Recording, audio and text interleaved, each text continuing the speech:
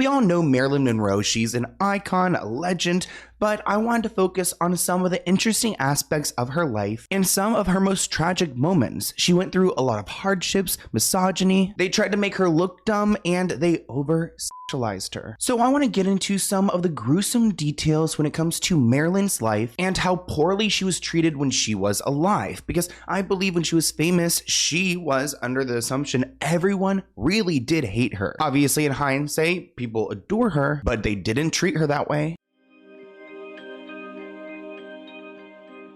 Marilyn Monroe was born Norma Jean Mortensen on June 1st, 1926, and she came from a very troubled household. And while today she's regarded as one of the biggest sex symbols of all time, during the height of her fame, she was widely recalled as a troubled figure who was a victim of the highly demanding entertainment industry, something that we're all about exposing in this podcast. I've said time and time again that Hugh Hefner is a creep. I would say RIP, but not today. We've actually interviewed Holly Madison, who was his #1 girlfriend for a long time. In my opinion, she was like a hostage, but that's just my opinion. Well, Hugh Hefner preyed on Marilyn from afar. Thankfully, they never had met. Actually, when Playboy launched in 1953, Hugh Hefner used a nude photo of Marilyn as the first sweetheart of the month. Marilyn wasn't even paid directly for the use of these photos, and they actually were taken years before she had gotten like super famous, and she was hired to pose for a pinup photographer. The photographer then used the collection of photos for a calendar, and he made millions of dollars, and Hugh saw what he did and decided to do the same thing. Now this is where like usage rights and ownership and copyright all comes to play, because essentially Marilyn did not own these photos, so Hugh Hefner can go and buy them, put them in a magazine, and she doesn't have to agree to it because she already sold the rights away. Though it's really creepy and slimy that he would go and do this to go and build a magazine off her back. Marilyn was quoted saying, "I never received a thank you from all those who made millions off a nude Marilyn photograph. I even had to buy a copy of the magazine to see myself in it. I admitted it was me who posed for that calendar, even when the Fox executives became nervous and believed that this would cause the ruination of any films I would appear in, and also the end of my movie career. Of course, they were wrong." In 1992, Hugh Hefner spent $75,000 to buy the crypt right next to Marilyn's, to be right there where her body is laid to rest so that he is next to her. He said, "I'm a believer in things that are symbolic. Spending eternity next to Marilyn is too sweet to pass up." And in 2017, he joined her in that crypt. Now, Grace Goodnight on TikTok posted this video. It's a tradition to kiss the graves of Marilyn and Hugh Hefner. Just wish that kiss went to Marilyn instead of him. One person commented, "Hugh hated red lipstick. That's why it's there." Another person added, "Nice touch. I hate that he's next to Marilyn after what he did to her." And it is sick. I mean, this guy went and used this image without her permission to then build this career and this platform of essentially exploiting women. I get really sad when I talk about Marilyn's childhood because, you'd like to hope that everyone had somewhat of a peaceful childhood, but it seems like she was always living in chaos and always in survivor mode. Marilyn was given up to a deeply religious foster home when she was just 2 weeks old. Gladys was 26 at the time when she gave birth to Marilyn, and she claims that Marilyn's father, Charles, had abandoned them. He actually worked in film processing, so it's kind of interesting that she then later was featured in films. But her mother, Gladys, tried to stay in contact with Marilyn by, arranging regular visits and sleepovers. She even once attempted to abduct baby Marilyn. It actually turns out that her mom was later diagnosed with paranoid schizophrenia and institutionalized in 1934, which sounds like a really scary time because around the Great Depression, the institutions were probably really rough. So, it sounds like almost like a death sentence. Marilyn said after a series of psychological tests on her mother, they basically said, "You're insane. Sorry about that. Get out." Gladys was actually found on the ground by a friend. She was lying on her back saying that someone was out there trying to kill her in full paranoia mode. So that's essentially when Marilyn's relationship with her mother ended. In her memoir, Marilyn remembers her mother screaming and laughing as police came and took her to another mental hospital. That's where she was diagnosed and committed indefinitely at age 32. She would end up spending most of her life institutionalized, and this left Marilyn just craving the relationship of a mother, to have someone there to get the approval of someone, that mom that she always wanted. Marilyn told the Los Angeles newspaper, the Daily News, I'll have to read this, "My mother spent many years in hospital. Through the Los Angeles County, my guardian placed me in several foster families, and I spent more than a year at the Los Angeles orphanage. I haven't known my mother intimately, and since I'm an adult and able to help her, I have contacted her now. Now I help her and want to keep helping her as long as she needs me. When I think of her now, my heart hurts me twice as much as it used to when I was a little girl. It hurts for me and her. It hurts for both of us." Marilyn revealed that she unfortunately suffered a series of SA incidents as a child. Although the details are unknown, she referred to one of the perpetrators as Mr. Kimmel, who reportedly harmed her at the age of 8. Other assailants were speculated to be her cousin and close family friends. So Marilyn did not have it easy back at home. So when she turned 16, she was ready to get out of there. In 1942, her legal guardians moved across the country and could not take her with them. Imagine having your adoptive family move out and say, "Hey, sorry, we can't bring you."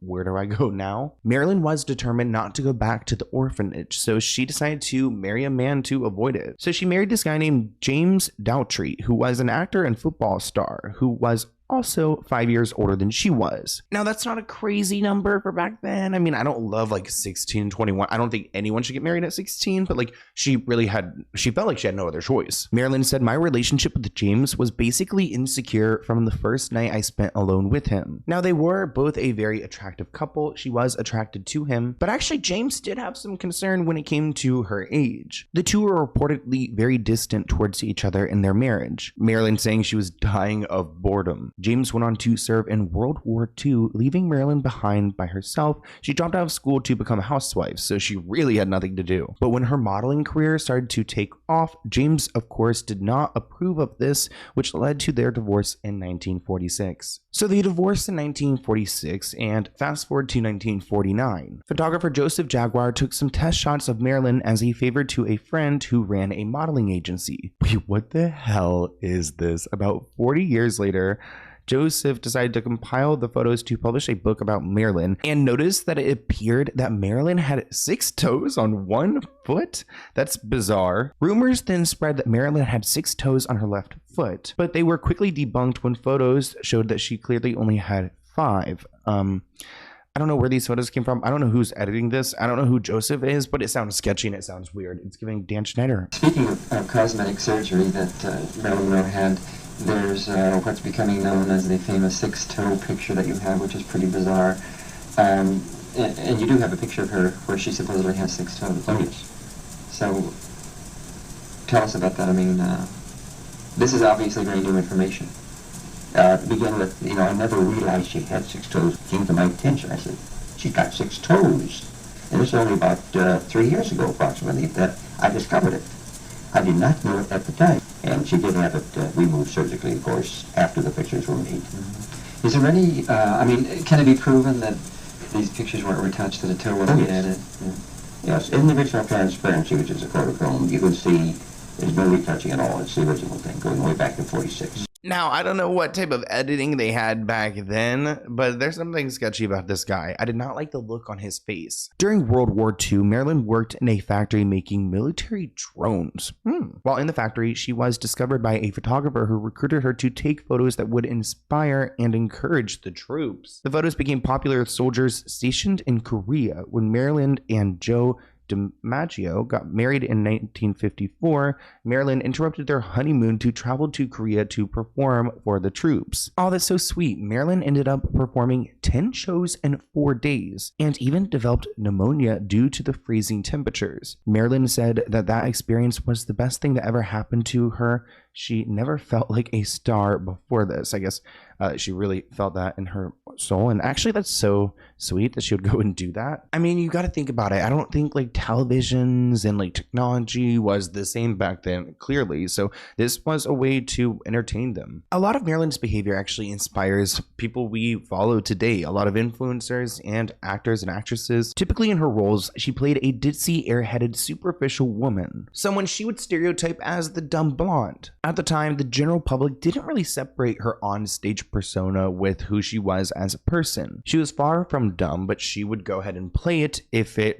ended up with her succeeding. But she was very sensitive about people, just, questioning her intellect because she was actually intelligent. I mean, look at where she's at. And it kind of reminds me of people like, we hate to admit it, but like a Kardashian, like Kim Kardashian, like people want to think that she's dumb, but she's obviously doing something right. Now, as her career developed, Marilyn became more frustrated with her narrow typecasting. She didn't want to play the same role over and over again. She eventually wanted to be taken more seriously as an actress. She went on to study and star in the film Bus Stop, which was more of a serious and dramatic script. Marilyn Monroe was typecast as the dumb blonde. What were you doing with that man? Well, I accidentally put my legs in the air, not the pool, because sky and water look so similar, and then this millionaire just fell into me. She was made to play up her sexuality even when the role didn't call for it. My son's extremely ill. Cut. Bit more sensual, please, Marilyn, like your son's a hottie. My son's extremely ill. Cut. Come on, imagine it's one of the sexy cancers. My son's extremely ill. Cut. We're gonna change the line. Marilyn, can you read this one instead, please?